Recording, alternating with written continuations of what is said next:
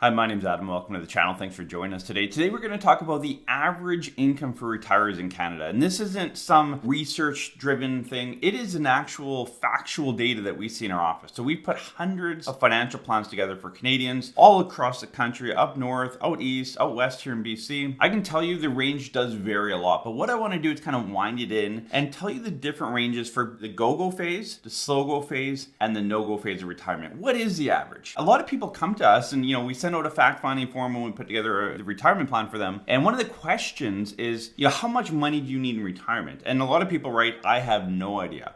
Whether they don't know what the budget is or how much it's going to change as they enter retirement. So we're going to cover all of that in this video. If you haven't already subscribed to our channel, please hit the subscribe button below. Over 50% of you that watch our videos are still not joining our community. Join the community, hit the notification bell. We release 3 videos every single week on financial, retirement, tax, and estate planning. So please hit the subscribe button. And as we know, more people need to learn about good financial and retirement planning. There's way too many of you guys making really bad but simple mistakes. And we're trying to improve that on this channel. So hit the subscribe button, hit the thumbs up. We really do appreciate it. So the first phase of retirement, as far as looking at income goes, is what we call the go-go phase. And this is kind of the green light. You hit retirement and you hit it running. And typically and hopefully you hit retirement healthy. This is one of the reasons why you want to have a good financial plan, 5 to 10 years leading up to retirement, so that you know where your numbers are. You don't want to work a lot longer than you have to, and you don't want to retire early and not be able to afford it and have to go back to work and retire a second time. So when you enter retirement, you're the healthiest you're going to be, hopefully,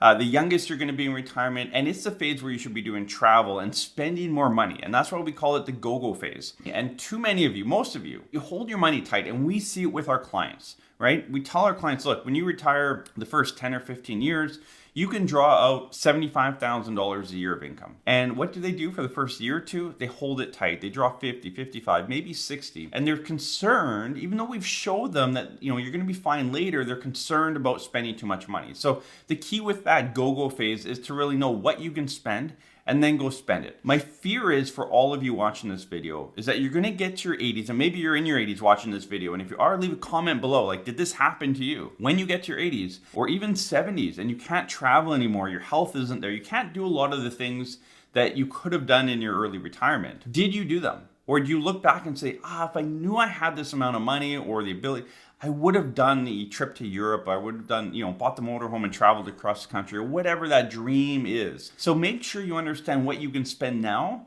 with the peace and comfort of knowing you have enough later. So in the go-go phase of retirement, I would say the average that we see in our offices, and this is based off over 200 financial plans, again, of people right across the country, individuals and families. And typically, if you're an individual, you're gonna need about 70 to 80% of what a couple would need in retirement. So it's not 50%. Typically, it's 70, 80. A lot of stuff you read will say 60 or 70. I find it's 70, 80, especially in that go-go phase. Go travel, right? If you're going to rent a hotel room, it's the same cost if there's 1 or 2 of you. Yes, you have one less flight, a bit less food, but the cost is still up there. Maybe in the slow go and the no go phase of retirement, it comes down closer to that 60 or 70%. But if you're single entering retirement, expect to spend 70 to 80% of what a couple would spend. Now, what is the average? The average falls between $65,000 and $90,000 a year. And I know that's a fairly big range. Now, we have outliers, obviously. We've had clients that need $200,000 a year. They,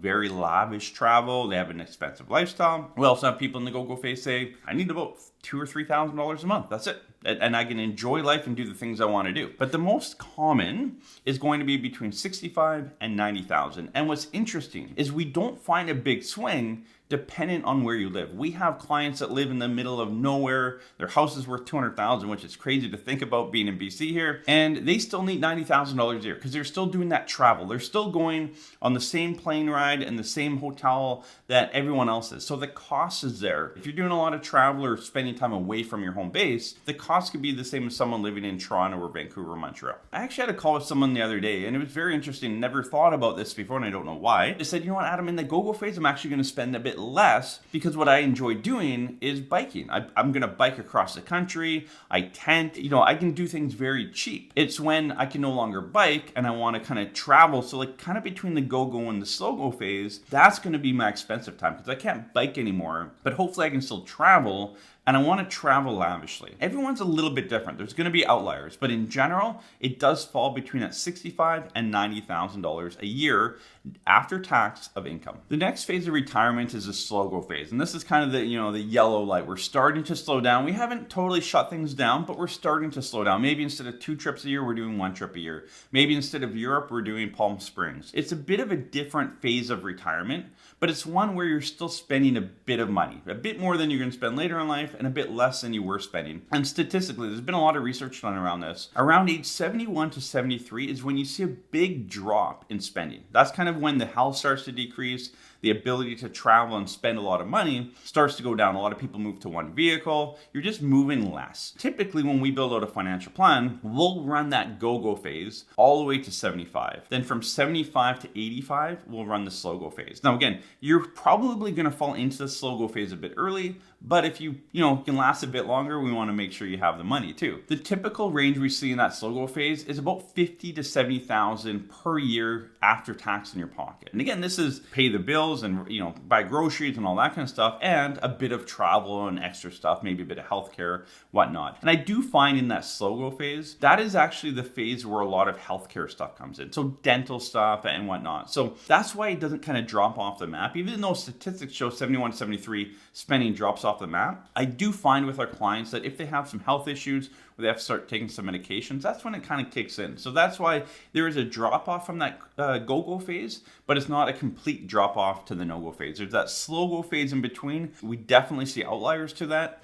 We did one plan for a client. He goes, you know what, Adam, by 70, I'm going to be dead. No one in my family's lived past 70. So he just had like a go-go phase, and that was it. I mean, he had no slow-go, no-go. Everyone's looking for a different plan. The idea or the concept behind these 3 stages of retirement income is so that you spend more early and spend less later, ideally. Now, as we head into the talk about the no-go phase, a lot of you will write a comment saying, look, Adam, the no-go phase is going to be my most expensive part of retirement because I'm going to need care. I'm going to need a care facility, in-home care, whatever it is. And the cost of that can be $5,000 to $10,000 a month. And while I agree with you, I will also say that the majority of you will not need care or care for an extended period of time. When we build out a financial plan, we will typically do our very best, as long as the numbers can work here, we'll do our best not to touch the house. So I like to build out a financial plan with the liquid assets, registered account, pensions, all that kind of stuff that you have coming in. If we can build a financial plan and not touch your house, or maybe we're downsizing, but still have that equity later on in life, if you do fall into that small percentage that need a care facility or in-home care, you have that equity there. And again, as you get to that no-go phase of retirement, if you need care facility or in-home care, you're not spending a whole lot of money anywhere else. So, ideally, that income level that you're bringing in can support in-home care beyond what the equity in your home could provide for you on top of that. And in the no-go phase of retirement, we typically see about $40,000 to $60,000 of income. So again, everyone's a little bit different. There's always outliers, like I said earlier. And again, part of that or all of that could really be supporting a care facility. And hopefully in the background, you have this asset called your home that if you want a better care facility or whatever it is, there's a bit of a nest egg or a bit of a buffer there in your plan to support that. So remember, when you pass away, if you have that house, it does pass on tax-free in Canada.